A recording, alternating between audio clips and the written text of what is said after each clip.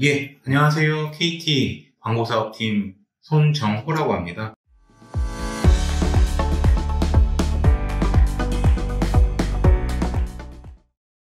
예, 저희 KT의 광고사업이라고 하시면 좀 생소하실 수도 있을 것 같아요. 네. 저희 KT는 통상적으로 모바일이나 인터넷 그리고 텔레비전 이런 그 통신사업 기반의 그 회사라고 알고 계실 겁니다. 근데 사실 저희가 사는 이제 이 세상을 들여다보면 어디에서든지 광고를 빼놓고는 얘기할 수 없을 것 같아요. 저희 KT만 하더라도 그 댁에서 보시는 올레 TV를 보게 되면 올레 TV 안에 항상 광고가 나오고 또 VOD 많이들 보시잖아요. 영화라든지 재미난 예능 같은 것들 많이 보시는데 그러한 그 VOD를 보시기 전에 광고가 1개나 3개 정도가 나옵니다. 그래서 이런 그 광고 VOD를 보기 전에 나오는 광고 같은 것들 그리고 대부분의 5개에서 벌어지는 여러 가지 디스플레이들을 보게 되면 대부분 다 통신 기반으로 컨텐츠들이 전달이 되고 있어요. 그렇다 보니까 흔하게 보시는 저희 옥상의 전광판이라든지 지하철이나 또는 뭐 버스 내부의 동영상 이런 모든 매체, 광고 디지털 매체에는 그 무선이나 유선 기반의 네트워크가 물려있다고 보시면 됩니다. 그래서 이런 네트워크 선을 기반으로 해서 저희 KT는 소비자들, 즉 여기서는 고객이 되겠죠. 그 광고 수용자들이 많이 지나다니는 그런 유동인구가 많은 공간에서 광고를 보여드리고 그리고 그거에 대한 대가로 광고비를 받는 그런 비즈니스를 하고 있습니다. 그래서 저희 KT에는 광고사업팀이라는 조직이 있고요. 그 광고사업팀에서는 네트워크 기반의 디지털 미디어를 바탕으로 해서 광고사업을 전개하고 있다라고 말씀드릴 수 있겠습니다.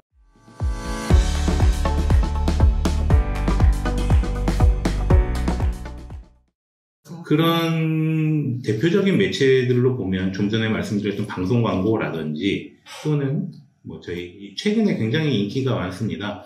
그 되게 그 아파트에서 사시는 분들이 많을 텐데요. 아파트에 엘리베이터를 타시게 되면 거기에 디스플레이가 있고 거기서 그 동네 정보라든지 또는 광고 같은 것들을 보는 것들을 많이 접하셨을 거예요. 그리고 저희는 타운보드라는 브랜드로 광고 사업을 전개하고 있고요.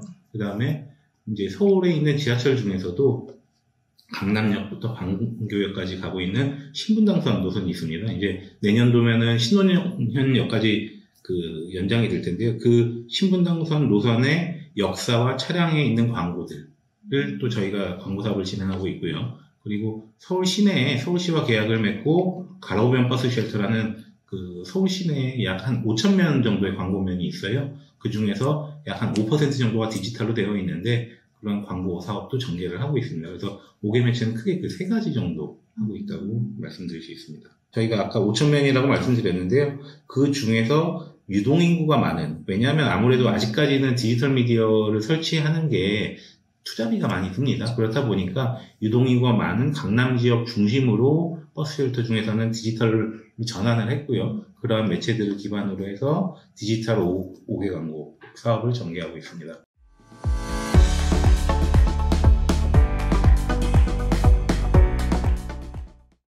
메타버스에서 가장 이제 각광을 받고 있는 게 2-3가지가 있죠. 뭐 로블록스라든지 또는 제페토라든지 네이버제트가 하는 이런 데들이 있는데 최근에 이제 제페토에 계신 분들을 좀 만나서 한번 얘기들을 해봤었어요.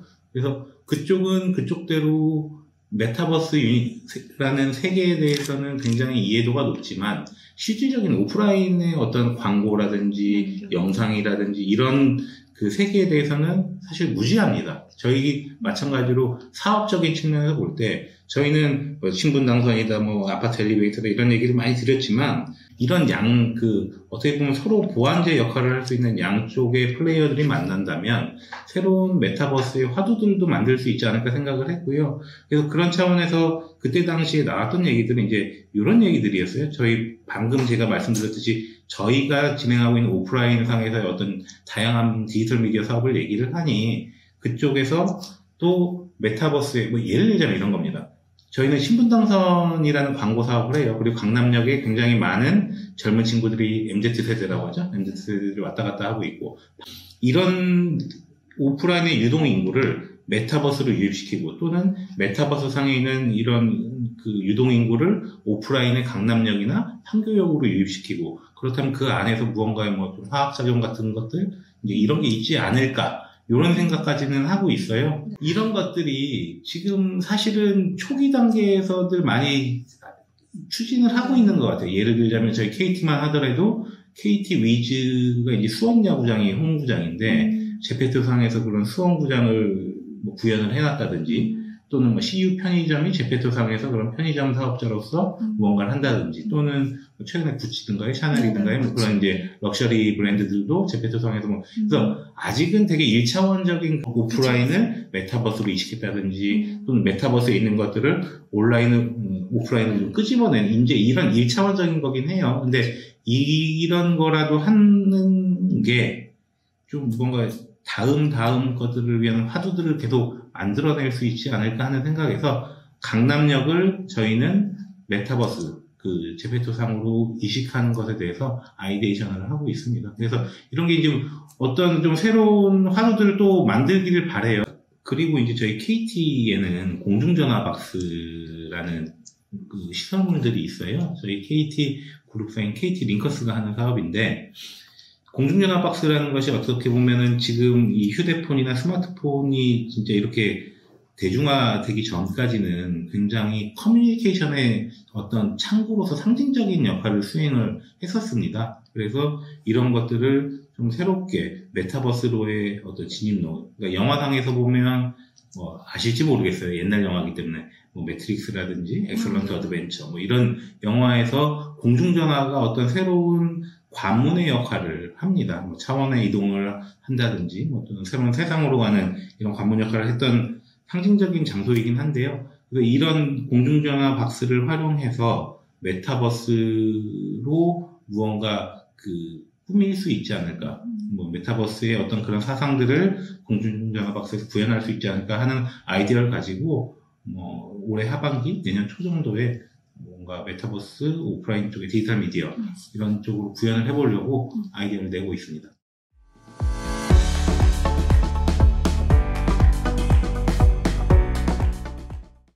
예, 아까 얘기 드렸던 타운보드 사업에 대한 얘기를 해볼게요. 네. 저희 타운보드라는 광고 사업이 있습니다. 그 아파트 엘리베이터 내에서 디스플레이를 보여주고 광고를 보여주고 그걸로 광고 매출을 올리는 사업인데요. 사실은 아파트라는 공간이 우리 소비자들이 생활을 하는 공간입니다. 그러다 보니까 여기서 단순하게 어떤 푸시 메시지, 즉 광고만을 계속 보여준다면 광고 매체에 대한 호의도가 정말 떨어질 거예요. 그러다 보니까 항상 저희는 이 타운보드 사업을 진행을 할 때 이 광고를 수용하는 소비자분들이 이 광고 매체에 대한 호의도를 갖고서 그 매체의 메시지를 좀 받아들였으면 하는 그런 바람을 가지고 있고 그런 방향성을 가지고 있어요. 그래서 저희는 그 타운보드 사업에서 단순하게 광고만 보여드리는 게 아니라 그 소비자들이 그 공간에서 필요로 한 정보들을 보여드리려고 노력을 많이 하고 있습니다. 이를테면 의학에 대한 어떤 많이들 아프잖아요. 저만 해도 허리가 많이 아픈데요. 뭐 이제 허리를 풀 때 뭐 도움이 되는 그런 스트레칭이라든지 뭐 이런 예를 들어 의학적으로 한다면 그런 거고요. 또는 광고하고도 연결시킬 수 있겠죠. 그 인근에 최근에 뭐 마켓컬리라든지 이마트라든지 쿠팡이라든지 이런 굉장히 큰 유통 사업자들이 서로 대결을 펼치고 있어요. 근데 그런 관점에서 본다면 이 아파트라는 공간은 굉장히 공략을 해야 되는 공간이거든요. 그러다 보니까 이 유통에 대한 할인에 대한 정보라든지 어떤 프로모션에 대한 정보라든지 이런 것들을 그것도 그냥 아주 온라인상에서 디지털 미디어에서 그냥 쉽게 접할 수 있는 10% 할인 이런 게 아니라 그 지역의 특성을 고려한 그런 맞춤형 프로모션 같은 것들을 보여드릴 수 있는 그런 장치들을 저희가 타운보드에 넣고 있습니다. 그래서 요약을 해서 말씀드리면 광고적인 측면으로는 진짜 소비자에게 혜택과 효용을 줄 수 있는 그런 광고들을 좀 맞춤형 광고들을 하려고 노력을 하고 있고요. 정보 차원에서는 이제 생활자들이 그거에 대해서 실질적으로 그 정보들을 취득했을 때 직접 이익을 얻을 수 있는 그런 정보들이 무엇이 있을까에 대해서 항상 고민을 하고 있고요. 그런 것들을 위해서 여러 가지 노력을 하고 있습니다.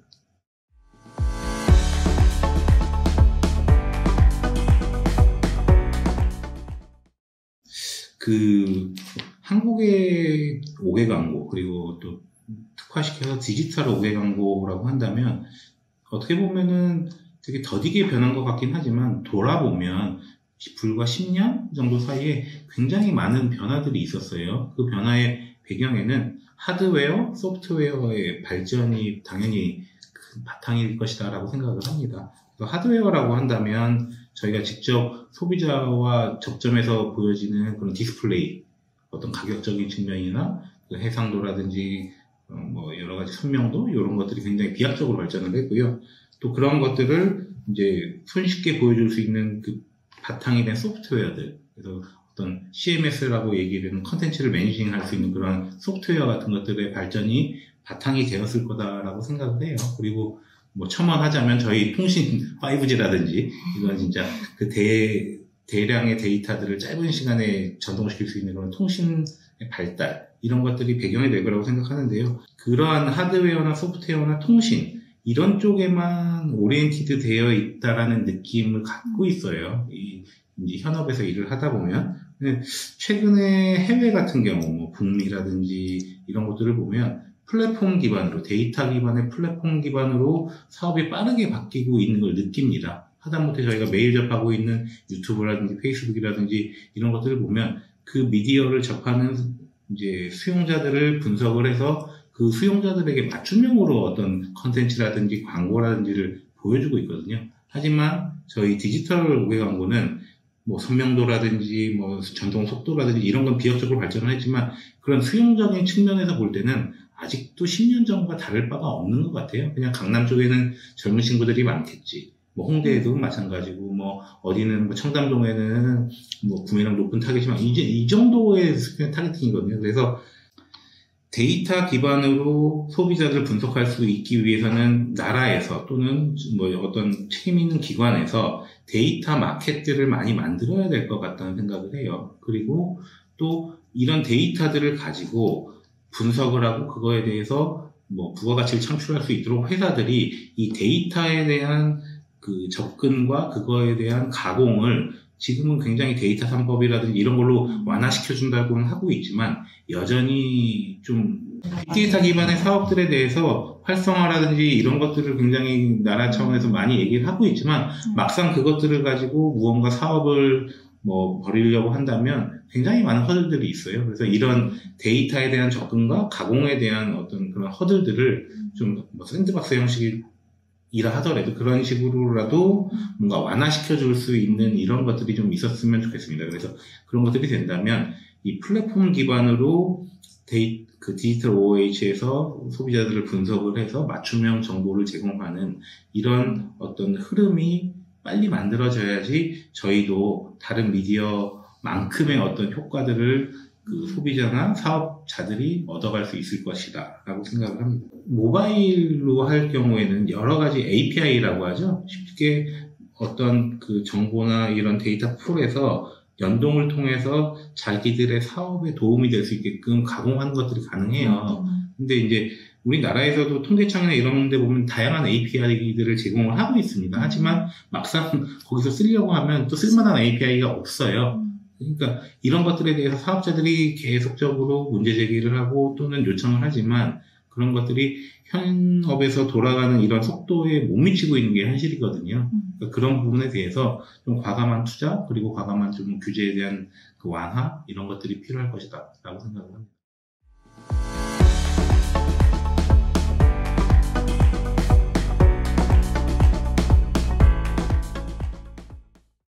맞춤형이다라고 한다면 미디어가 커지면 맞춤형이 되기는 당연히 어려울 거예요. 막 방금 얘기하신 대로 대형 전광판이다 그러면 그 전광판을 순간에 어떤 특정 시점에서 그 전광판을 보는 사람이 굉장히 많겠죠. 하지만 예를 들어서 뭐 시내버스 또는 지하철 이런데 타는 뭐 그런 자그마한 매체들도 굉장히 늘고 있잖아요. 그리고 하다못해 최근에는 어떤 매장의 키오스크라든지 이런 식으로 디스플레이 가격이 내려가고 이제 이런 뭐 설치가 쉬워지면서 굉장히 그 수가 기하급수적으로 늘고 있는데 그런 경우에는 맞춤형으로 뭔가 컨텐츠를 제공하는 게 충분히 의미가 있을 거다라고 생각을 합니다. 그러니까 여러 가지 팩터들이 있겠죠. 그 시간에 그 장소에 어떤 소비자가 지나갈 것이다 라는 거는 예를 들어서 뭐 어떤 특정 지하철역에 어떤 시간대라고 한다면 그 장소와 그 시간을 고정시키면 항상 비슷한 타겟들이 지나갈 거예요. 근데